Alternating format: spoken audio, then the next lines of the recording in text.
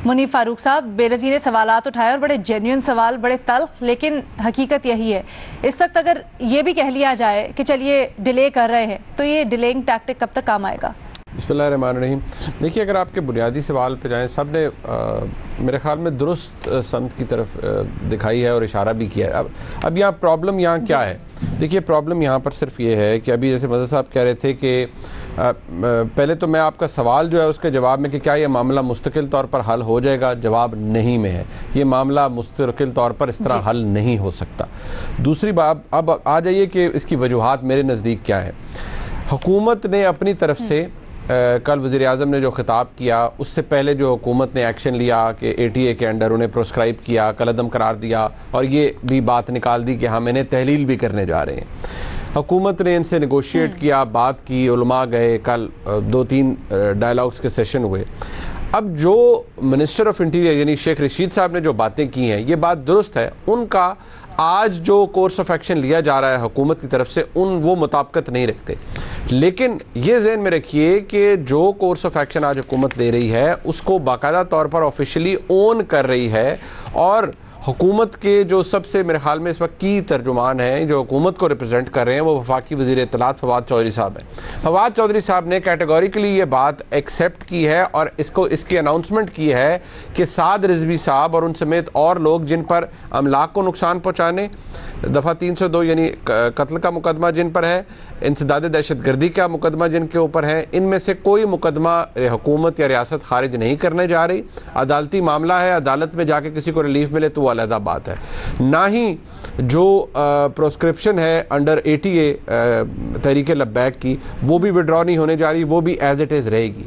अब जब ये तमाम बातें रहेंगी तो मैं शेख रशीद साहब के बयान के बाद, क्योंकि अब फवाद चौधरी साहब ने अब बात की और फवाद चौधरी साहब खुद एक वकील भी हैं और ज़हीन आदमी है, सियासत को भी समझते हैं, मेरे ख्याल में रिफ्लेक्शन भी है इस वक्त जो वज़ीर आज़म की सोच है, फवाद साहब उसको बयान कर रहे हैं। तो मैं फवाद साहब की बात को अहमियत इसलिए दूंगा कि फवाद साहब इस वक्त रिप्रेजेंट कर रहे हैं गवर्नमेंट को। हाँ, अब क्योंकि ये इतनी डायकॉटमी मौजूद है, इतना डिफरेंस मौजूद है उस मौक़िफ़ के अंदर जो शेख रशीद साहब ने लिया है और उस मौक़िफ़ के अंदर जो कि फवाद चौधरी साहब ने लिया है, लिहाजा ये ज़हन में रखिए कि इससे मामला हल नहीं होगा। ये जो करारदाद लाने वाली बात है, करारदाद जो लाई है हुकूमत, ये किसी एक मेंबर के थ्रू, ये मेरे ख्याल में एक डेकॉय था, एक तरीक़ाकार था कि बस ठीक है, एक आपने फॉर्मेलिटी पूरी करनी है, फॉर्मेलिटी पूरी कर दीजिए।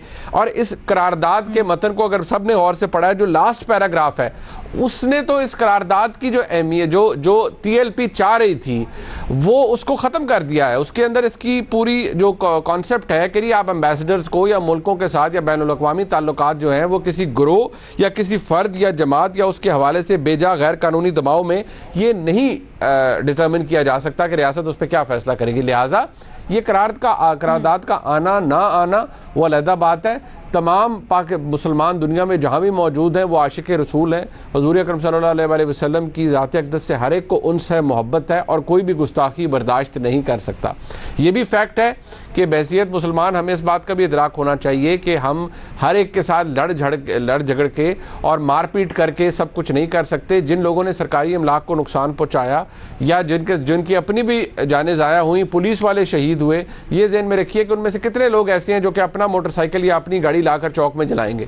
नहीं है ना, वो मेरी, आपकी या किसी और की गाड़ी चलाएंगे क्योंकि उसके अंदर उनकी कोई उनका कुछ स्टेक पर नहीं है। या तो अपने घर का सामान ला के चौक चौराहे पे जलाएं और कहें कि जी हम बहुत नेक काम कर रहे हैं, तो फिर तो कोई बात कन्विंस समझ आएगी। जिन गाड़ियों में वो खुद सफ़र करते हैं या जिन घरों में वो खुद रहते हैं, अपने घर से तो कोई नहीं लाएगा ना, वो इतना घर घटावा तो कोई भी नहीं है। लिहाजा ये ज़हन में रखिए कि हुकूमत जो इस वक्त कर रही है, मैं ये नहीं कहूँगा कि हुकूमत ने यहाँ पर बिल्कुल नीड डाउन कर लिया है। वज़ीर आज़म का जो मौक़िफ़ था, मेरे ख्याल में जो आज हुकूमत का एक्शन है वो उससे मुताबिकत रखता है। हाँ, शेख रशीद साहब और सारे वहाँ पर क्या एग्री करके आए हैं और उसकी इम्प्लीकेशंस क्या होंगी। साद रिजवी को आप रिलीज़ नहीं, जाहिर बात है वो रिलीज़ नहीं हो रहे, उन पर कत्ल का मुकदमा भी है और इंसदाद दहशतगर्दी का मुकदमा भी है। जब ये लोग रिलीज़ नहीं होंगे तो क्या ये मामला वंस एंड फॉर ऑल ख़त्म हो जाएगा? मेरे नज़दीक ये मामला ख़त्म नहीं होगा।